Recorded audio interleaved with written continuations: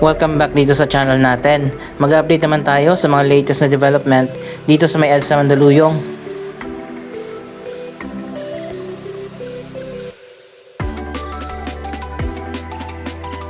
Dito pala tayo magsisimula sa may Shangri-La. Natapos na pala yung ginawa dito ng mga upgrade at renovation.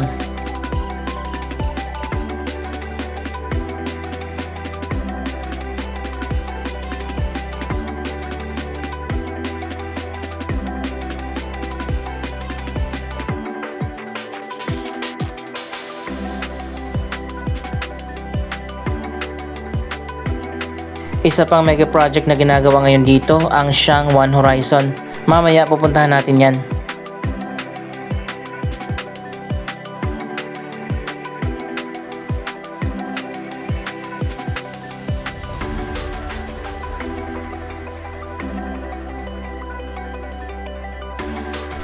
Ang Streetscape ang pinakabagong indoor at outdoor space dito sa may Shangri-La.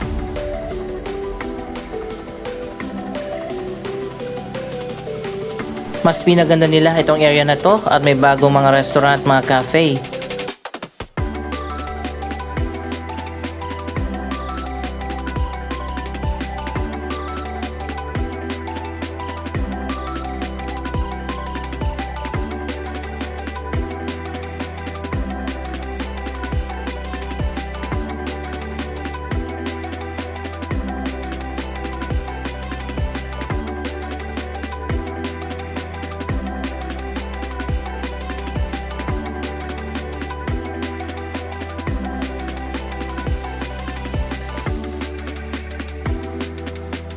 Dati ay madilim na area lang ito sa labas ng mall, pero ngayon mas pinaganda na.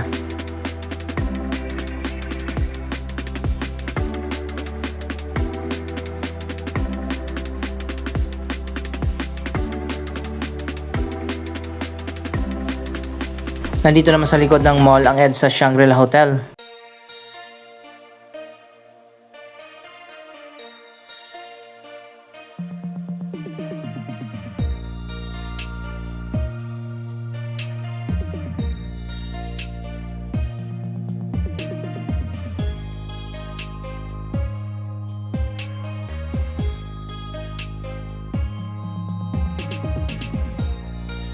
Marami na mga bagong high-end residential towers dito.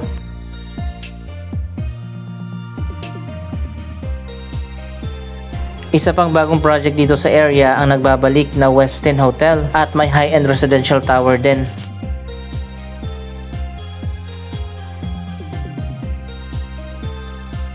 Dito naman sa kabila ang Twin Oaks Place.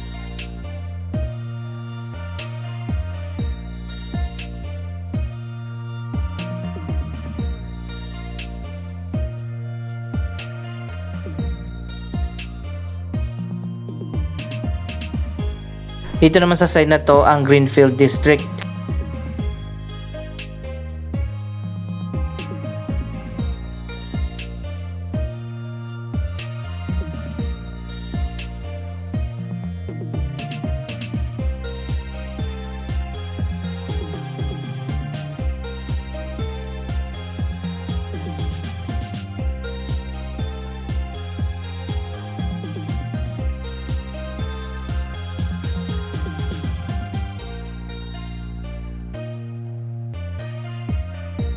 Maganda rin naman dito sa may Greenfield kasi medyo mabagal lang yung progress.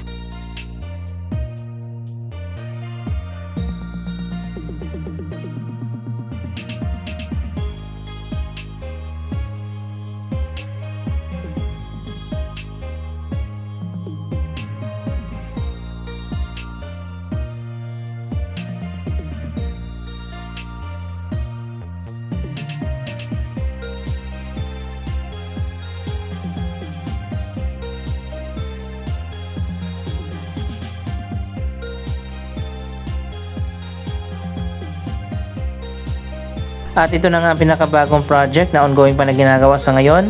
Dito lang yan sa likod ng Shangri-La Plaza Mall. Ito naman ang Shang One Horizon.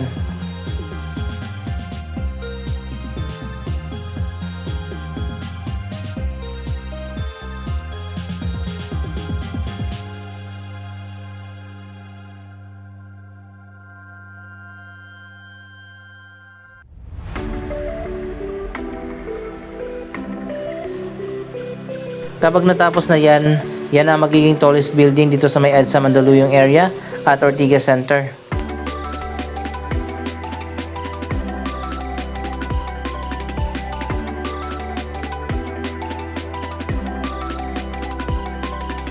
Yung kalahati pala nito ay office tower at yung taas naman ay high-end residential tower.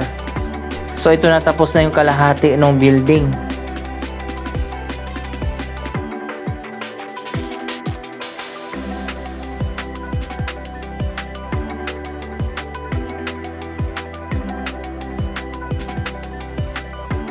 Connected din yan directly dito sa Shangri-La Plaza Mall.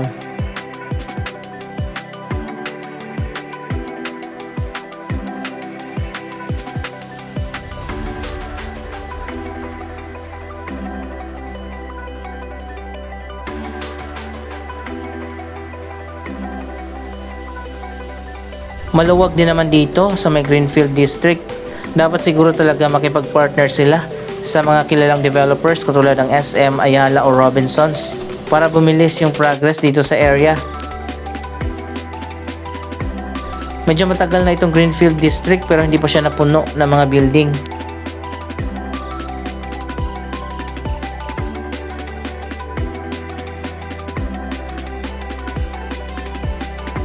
Anyway, maganda yung giant Christmas tree nila dito.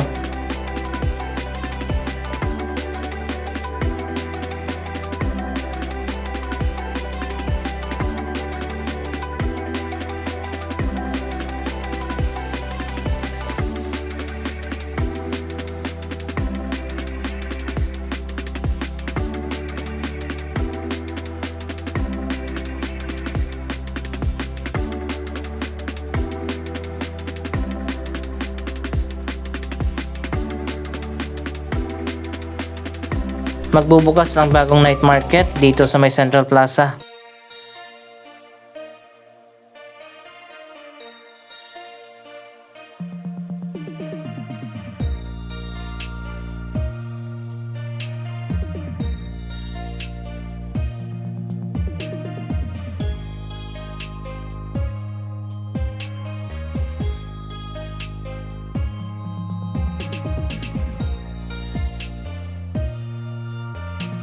Ayan guys, sinisimula na pala yung residential tower sa taas.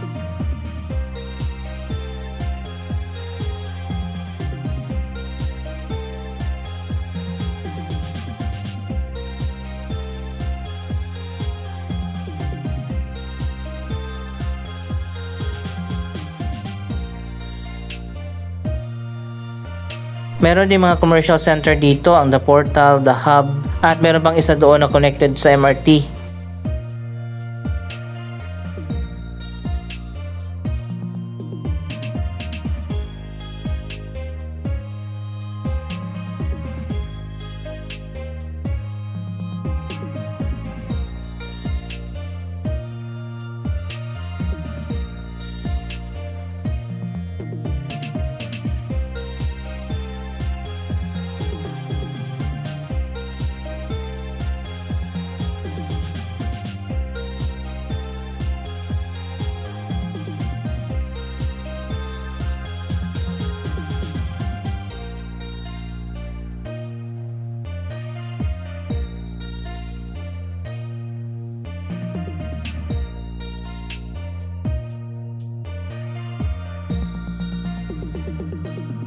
Tingnan nyo guys, sobrang lawak pa dito. Marami pang vacant na space. Sa ngayon ay ginawa muna ito na food park.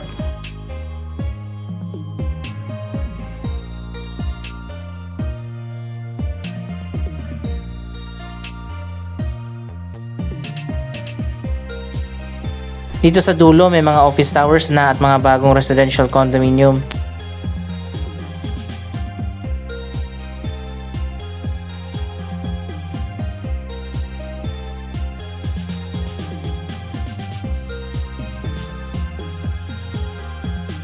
Ito na ang bagong SMDC Fame Residences.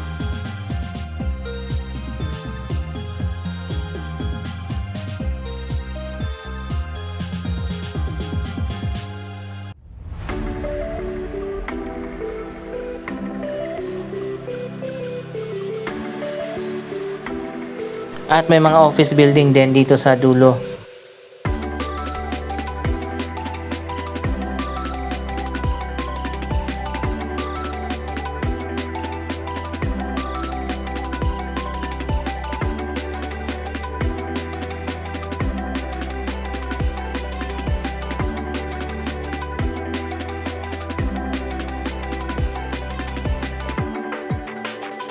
Isa pang bagong condominium ang Avida Towers Verge.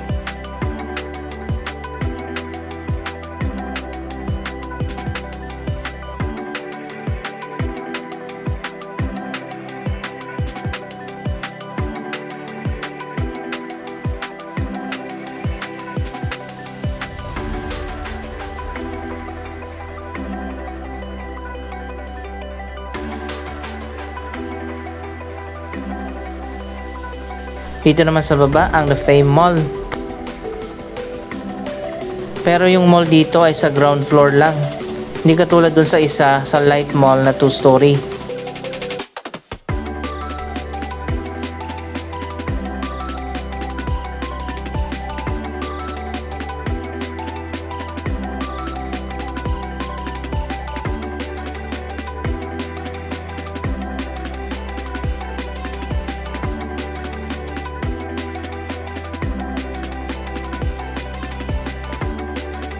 Medyo malawak din kasi itong area ng Fame Residences. Yung harap pala nito ay sa may EDSA. May mga stores na rin naman dito at mga restaurant at meron ding supermarket.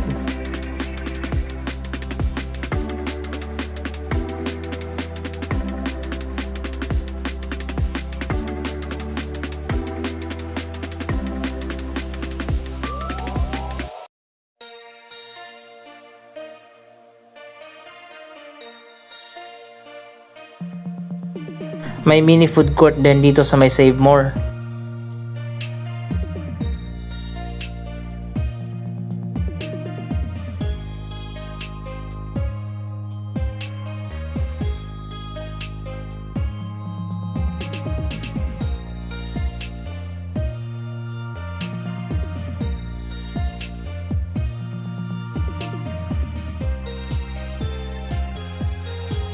Pero kung gusto nyo mag food trip talaga, meron pang mas malawak na food park dito at night market.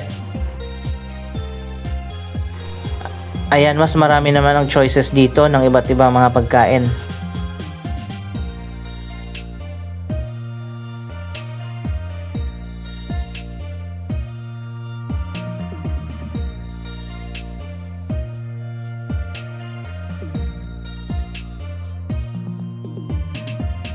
May mga food truck dito at may mga upuan din at lamesa dito sa gitna.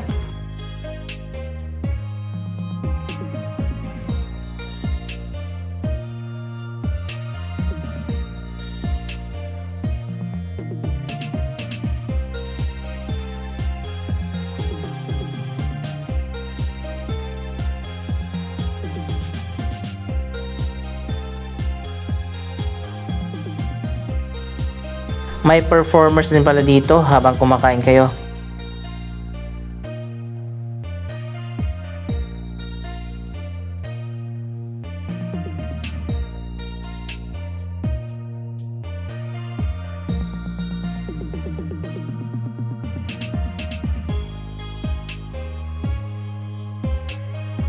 So ayun guys, kung gusto niyo mag food trip lalo na sa gabi, dito na kayo pumunta sa may Greenfield District.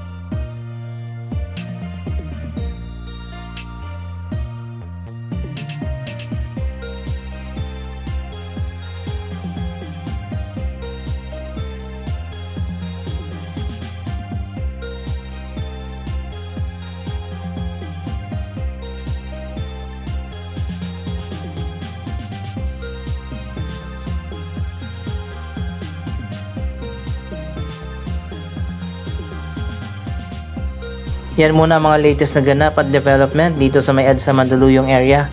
Ano masasabi nyo sa mga proyektong ito? Mag-comment lamang dyan sa baba ng inyong mga reaksyon. Maraming salamat sa inyong panonood. Huwag kalimutan na i-like, i-share ang video ito at mag-subscribe. Thank you for watching!